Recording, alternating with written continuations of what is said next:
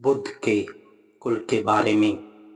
ईसा पूर्व 6ठी शताब्दी में उत्तर भारत सर्व प्रभुत्व संपन्न एक राज्य न था। देश अनेक छोटे बड़े राज्यों में बटा हुआ था।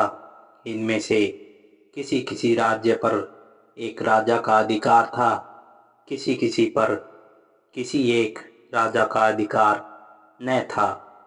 जो राज्य किसी एक राजा के अधीन थे उनकी संख्या 16 थी।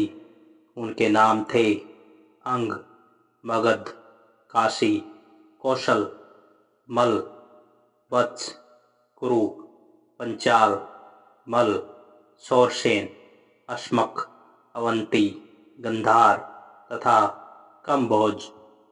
जिन राज्यों में किसी एक राजा की आधिपत्य न था वे थे कपिलवस्तु के शाक्य, पावा तथा कुशीनारा के मल, वैशाली के लिच्छवी, मिथिला के विद्रेह, रामगाम के कोल्य, अल्पकप के बुली, केशसुत के कालाम, कलिंग, पीपलवन के मौर्य तथा भर्ग जिनकी राजधानी सिंसुमारगिरी थी।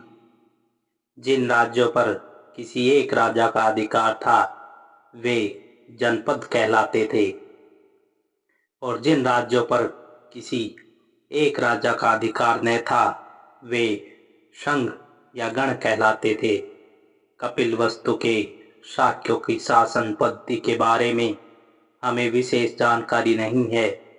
हम नहीं जानते कि वहाँ प्रजातंत्र था अथवा कुछ लोगों का शासन था। इतनी बात हम निश्चयपूर्वक कह सकते हैं कि शाक्यों के जनतंत्र में कई राज परिवार थे और वे एक दूसरे के बाद क्रमशः शासन करते थे। राज परिवार का मुखिया राजा कहलाता था। सिद्धार्थ गौतम के जन्म के समय शुद्धोधन की राजा बनने की बारी थी। शाक्य राज्य भारत के उत्तर पूर्व कोने में था।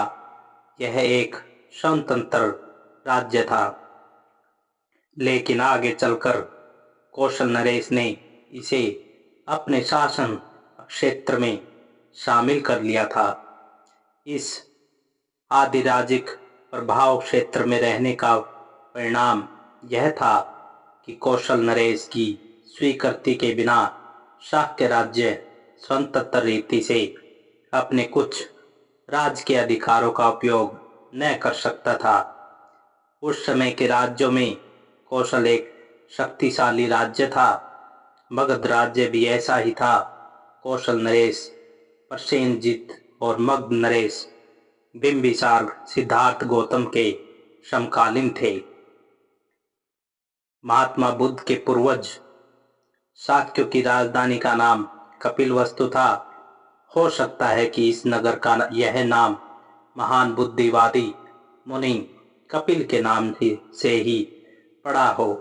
कपिलवस्तु में जयसेन नाम का एक शाक्य रहता था। सिंहहुन उसका पुत्र था। सिंहहुन का विवाह हुआ था कंचाना से। उसके 5 पुत्र थे, शुद्धोधन, दोतोधन, सुकोधन, शाक्योधन तथा अमितोधन। 5 पुत्रों के अतिरिक्त सिंहहुन की 2 लड़कियां थी, अमिता तथा परमिता। परिवार का गोत्र आदित्य था। शुद्धोधन का विवाह महामाया से हुआ था। उसके पिता का नाम अंजन था और मां का सुलक्षणा। अंजन कोल्य था और देवदह नाम की बस्ती में रहता था। शुद्धोधन बड़ा योद्धा था। जब शुद्धोधन ने अपनी वीरता का परिचय दिया तो उसे एक और विवाह करने की भी अनुमति मिल गई। उसने महाप्रजापति को चुना। महाप्रजापति माया की बड़ी बहन थी।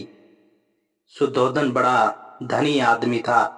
उसके पास बहुत बड़े बड़े खेत थे और नौकर चाकर भी थे। कहा जाता है कि अपने खेतों को जोतने के लिए उसे 1000 हल चलवाने पड़ते थे। वह बड़े अमन चैन की जिंदगी बसर करता था। उसके कई महल भी थे। महात्मा बुद्ध का जन्म। सिद्धार्थ गौतम ने शुद्धोदन के घर में जन्म ग्रहण किया था। उनके जन्म की कथा इस प्रकार है। शाक्य राज्य के लोग आषाढ़ के महीने में एक महोत्सव मनाया करते थे। इस उत्सव में क्या राजा क्या प्रजा सभी सम्मिलित होते थे। सामान्य रूप से यह महोत्सव 7 दिन तक मनाया जाता था। एक बार महामाया ने इस उत्सव को बड़े ही आमोद प्रमोद के साथ, बड़ी ही शान शौकत के साथ, फूलों के साथ और सुगंधियों के साथ मनाने का निश्चय किया। हाँ, उसमें सुरामेरय आदि नशीली वस्तुओं का सर्वदा परित्याग था। 7वें दिन वह प्रातःकाल उठी, सुगंधित जल से स्नान किया, 4 लाख काराष्पणों का दान किया, अच्छे से अच्छे गहने कपड़े पहने, अच्छे से अच्छे खाने खाए, व्रत रखे। तदंतर वह खूब सजे सजाए शयनानगर में सोने के लिए चली गई। उस रात शुद्धोदन और महामाया निकट हुए और महामाया ने गर्भ धारण किया। राजकीय सैया पर पड़े पड़े उसे नींद आ गई थी। निद्राग्रस्त महामाया ने एक स्वप्न देखा। उसे दिखाई दिया कि चतुर्दिक महाराजिक देवता उसकी सैया को उठा ले गए हैं और उन्होंने उसे हिमवंत प्रदेश में एक शाल वृक्ष के नीचे रख दिया है। वे देवता पास खड़े हैं। तब चतुर्दिक महाराजिक देवताओं की देवियां वहां आई और उसे उठाकर मानसरोवर ले गई। उन्होंने उसे स्थान कराया, स्वच्छ वस्त्र पहनाए, सुगंधियों का लेप किया और फूलों से ऐसा और इतना सजाया कि वह किसी दिव्य आत्मा की स्वागत कर सके। तब सुमेध नाम का एक बोधिसत्व उसके पास आया और उसने प्रश्न किया, मैंने अपना अंतिम जन्म पृथ्वी पर धारण करने का निश्चय किया है, क्या तुम मेरी माता बनना स्वीकार करोगी? उसका उत्तर था, बड़ी प्रसन्नता से। उसी समय महामाया देवी की आंख खुल गई। दूसरे दिन महामाया ने शुद्धोदन से अपने स्वप्न की चर्चा की। इस स्वप्न की व्याख्या करने में असमर्थ राजा ने स्वप्न विद्या में प्रसिद्ध 8 ब्राह्मणों को बुला भेजा। उनके नाम थे राम, ध्वज, लक्ष्मण, मंत्री, यण, भोज, श्याम और सुदत्त। राजा ने उनके योग्य स्वागत की तैयारी की।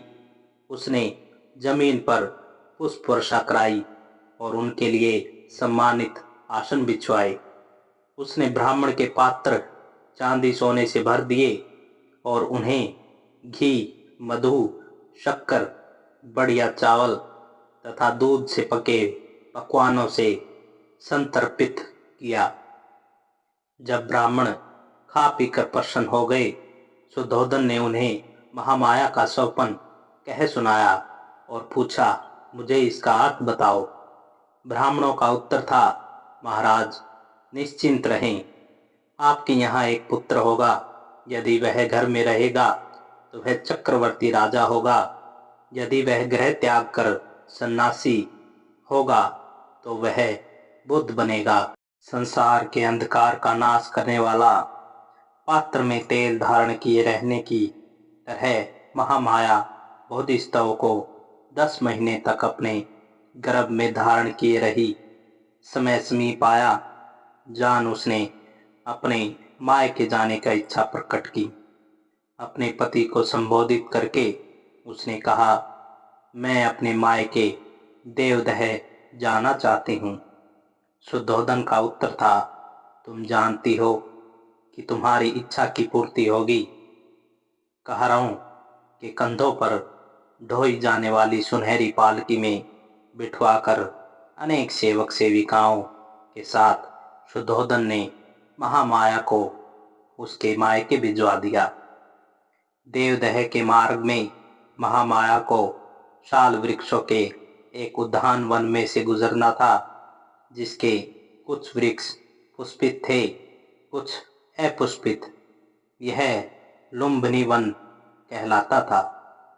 जिस समय पालकी लुम्बिनी वन में से गुजर रही थी, सारा लुम्बिनी वन दिव्य चित्रलता की तरह अथवा किसी प्रतापी राजा के सुसज्जित बाजार जैसा प्रतीत होता था।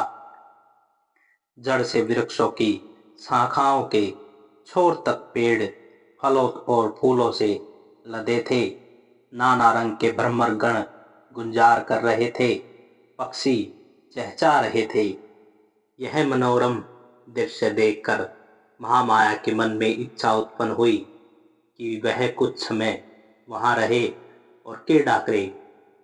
उसने पालकी ढोने वालों को आज्ञा दी कि वह उसकी पालकी को शाल उद्यान में ले चलें और प्रतीक्षा करें। महामाया पालकी से उतरी और एक सुंदर शाल वृक्ष की ओर बढ़ी। मंद पवन बह रहा था, जिससे वृक्ष की शाखाएं ऊपर नीचे हिल डोल रही थी। महामाया ने उनमें से एक को पकड़ना चाहा। भाग्यवश एक शाखा काफी नीचे झुकी हुई थी। महामाया ने पंजों के बल खड़ी होकर उसे पकड़ लिया। तुरंत शाखा ऊपर की ओर उठी और उसका हल्का सा झटका लगने से महामाया को प्रसव वेदना आरंभ हुई। उस शाल वृक्ष की शाखा पकड़े खड़े ही खड़े महामाया ने एक पुत्र को जन्म दिया। वैशाख पूर्णिमा के दिन बालक ने जन्म ग्रहण किया। सुधोधन और महामाया का विवाह हुए बहुत समय बीत गया था, लेकिन उन्हें कोई संतान न हुई थी। आखिर जब पुत्र लाभ हुआ तो केवल सुधोधन और उसके परिवार द्वारा बल्कि सभी शाक्यों द्वारा पुत्र जन्मोत्सव बड़ी ही शान बान से और बड़े ही ठाट बाट से अत्यंत प्रसन्नतापूर्वक हुए। बालक के जन्म के समय अपनी बारी से सुधोधन पर कपिलवस्तु का शासन करने की जिम्मेदारी थी। वह राजा कहलाया और इसलिए स्वाभाविक तौर पर बालक भी राजकुमार